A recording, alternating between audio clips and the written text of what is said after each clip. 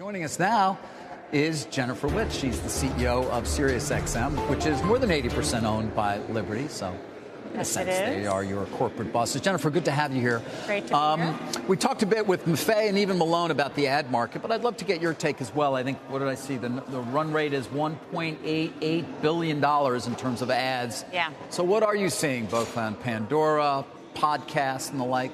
It's a tough market out there, and we watch it every week. We're tracking obviously the pacing of bookings, and there are some weeks that are stronger than others.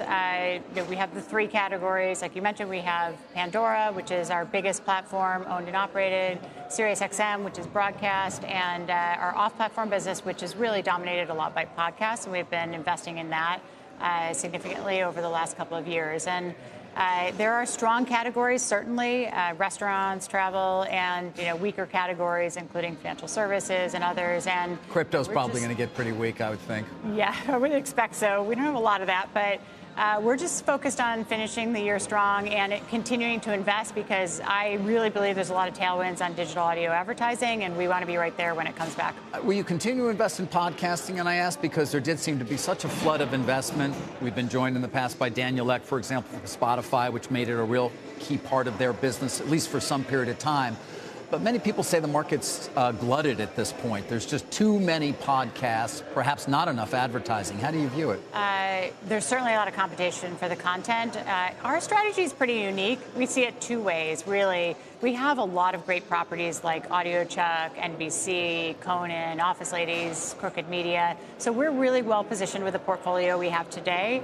And we look at that as we broadly distribute, because the content creators really want to be on all the platforms. So we take a broad-based distribution approach, and then we look for opportunities to use that to bring listeners back to SiriusXM by creating more exclusive content on SiriusXM. So Conan O'Brien just launched a channel this week on SiriusXM, but he also has this fantastically popular podcast, Conan O'Brien Needs a Friend. So we can direct people on all the other listening platforms back to the exclusive content on SiriusXM. So that's our approach on podcasting. And the core business itself, of course, always comes back. At least I'm always asking you or the former CEO as well about car sales and used car sales. So, how are you viewing things at this point in terms of the auto market and obviously such an important component of XM listeners? It absolutely is, and it's still the core of our business. And the last 15 months, auto sales has been probably around 13.5 million, that SAR rate.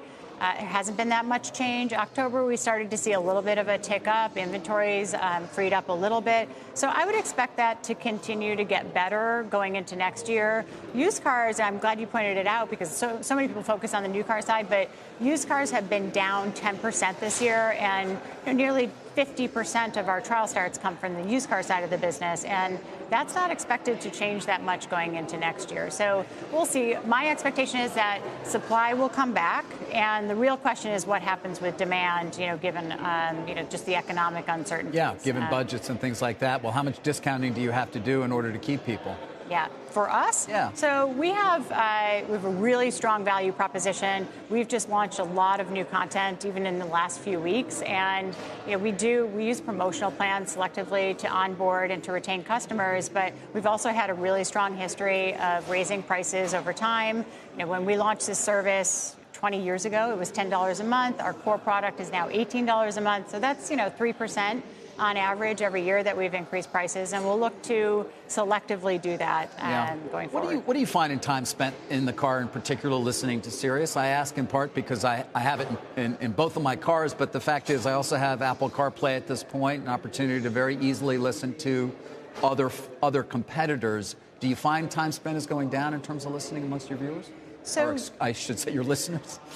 So our share of ear and car is still, we are the strongest in terms of any other premium provider out there. And, it does differ by demographics. And, our longtime consumers, one of the things that we were concerned about during the pandemic is people aren't in their cars as much, and what might happen with churn.